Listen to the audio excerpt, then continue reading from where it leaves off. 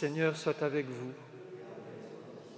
Évangile de Jésus-Christ selon saint Jean.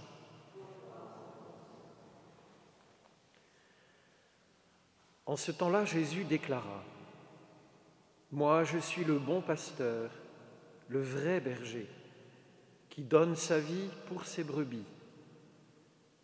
Le berger mercenaire n'est pas le pasteur. Les brebis ne sont pas à lui. S'il voit venir le loup, il abandonne les brebis et s'enfuit. Le loup s'en empare et les disperse. Ce berger n'est qu'un mercenaire et les brebis ne comptent pas vraiment pour lui. Moi, je suis le bon pasteur. Je connais mes brebis et mes brebis me connaissent, comme le Père me connaît et que je connais le Père. Et je donne ma vie pour mes brebis. J'ai encore d'autres brebis qui ne sont pas de cet enclos. Celles-là aussi, il faut que je les conduise. Elles écouteront ma voix. Il y aura un seul troupeau et un seul pasteur. Voici pourquoi le Père m'aime, parce que je donne ma vie pour la recevoir de nouveau. Nul ne peut me l'enlever, je la donne de moi-même. J'ai le pouvoir de la donner, j'ai aussi le pouvoir de la recevoir de nouveau. Voilà le commandement que j'ai reçu de mon Père.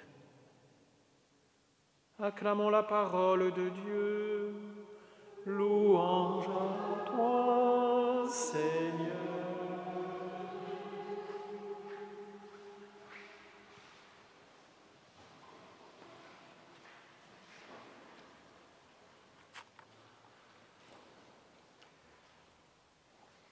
Ce qui fait le vrai berger, le vrai pasteur, même d'ailleurs dans la vie courante, enfin si je puis dire, puisqu'il faut aller dans les Alpes ou dans les Pyrénées pour voir des bergers avec des troupeaux.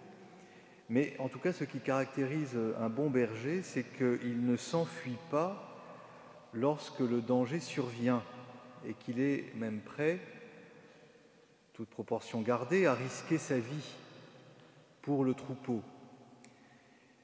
Dans l'Ancien Testament, nous avons l'exemple fameux de David, qui était un jeune berger avant de devenir roi d'Israël. Et lorsque le lion survenait, eh bien David, tout jeune homme qu'il était, n'hésitait pas à combattre à main nue le lion et d'ailleurs à l'emporter sur lui, avec, disait-il, l'aide de Dieu. Alors Jésus, de ce point de vue-là, est un pasteur véritable, bien sûr, mais même au-delà de ce qu'on est en droit d'attendre d'un berger. Car non seulement Jésus risque sa vie, mais il la perd, ou plutôt, comme il le dit lui-même, il la donne. Le texte, si on traduit vraiment au mot à mot, c'est pas qu'il donne sa vie, c'est qu'il pose son âme, c'est-à-dire qu'il est prêt à mourir. Et donc Jésus est apparemment vaincu, et au fond il est comme un agneau sans défense, puisque le loup va le manger. Et donc il semble qu'il perde tout, non seulement le troupeau, mais aussi lui-même. Et pourtant, il nous dit que c'est le commandement qu'il a reçu de son Père. Et ce commandement, qui est de donner sa vie jusqu'à mourir, il nous révèle que c'est même un pouvoir. Il a reçu ce pouvoir de donner sa vie, pour que ce don soit un véritable don. Il ne suffit pas de mourir pour donner sa vie. Encore faut-il le faire librement. Et c'est ce que d'ailleurs manifeste le soir de la Cène, où Jésus, quelques heures avant de mourir, peut dire à ses disciples « Ceci est mon corps », nous signifiant par là que ce qui va lui arriver n'est pas une mauvaise histoire dans laquelle il a perdu au fond la direction des événements, mais que c'est bien lui qui librement se donne.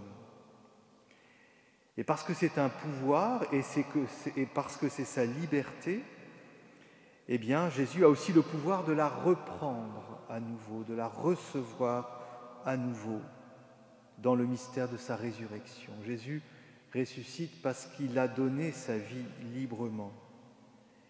Et donc il retrouve sa vie, il la retrouve pour toujours, mais non seulement la sienne, mais il retrouve avec la sienne toute la vie de ces brebis pour lesquelles il a donné sa vie. Et il le fallait, parce que, bien sûr, nous étions ces brebis depuis notre création. Nous avons été, tout homme a été créé dans le Seigneur, dans le Christ, mais nous n'étions plus ces brebis sous un autre aspect. Nous étions dispersés, chacune suivant son chemin, comme le dit le prophète Isaïe. Nous n'étions plus un troupeau, nous n'étions plus un peuple, nous n'étions plus une communion, mais chacun suivait sa propre tête. Et ainsi, comme le dit le psaume, nous étions dispersés à la gueule des enfers. Le loup, d'une certaine manière, nous avait déjà mangés. Et donc il fallait aller nous y chercher dans le ventre du loup, dans le gouffre des enfers. Et pour cela, il fallait que le berger meure pour aller tirer les brebis du gouffre dans lequel elles étaient tombées et pour les faire ressusciter avec lui. C'est pour cela que Jésus dit qu'il connaît ses brebis et que les brebis connaissent sa voix et qu'elles le connaissent comme lui connaît le Père et comme le Père le connaît. C'est une connaissance intime, c'est une connaissance amoureuse, parce que ce bon berger a appelé chacune de ses brebis en mourant pour elles. Il n'est pas mort en général pour l'humanité. Il est mort pour chacune de ses brebis. Il est allé les chercher une par une. Et ainsi, la pauvre brebis qui s'était égarée a entendu véritablement la voix de son berger et cette voix lui a percé le cœur. Alors Jésus a pu rassembler ces brebis dans l'unité d'un même troupeau, dans l'unité d'un même peuple. Ainsi, non seulement nous connaissons intimement notre berger, mais par lui nous nous connaissons les uns les autres intimement dans l'amour.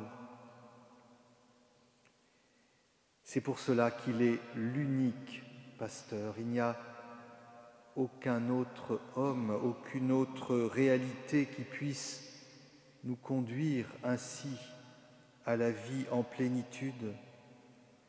Il est le seul qui soit mort pour chacun et chacune. Alors n'écoutons pas les faux bergers qui veulent nous isoler les uns des autres en nous maintenant dans la peur et qui cherchent aussi à nous séduire par tous les moyens pour dévorer nos âmes. Écoutons celui qui parle au plus intime de notre cœur et qui nous dit « Viens, suis-moi ».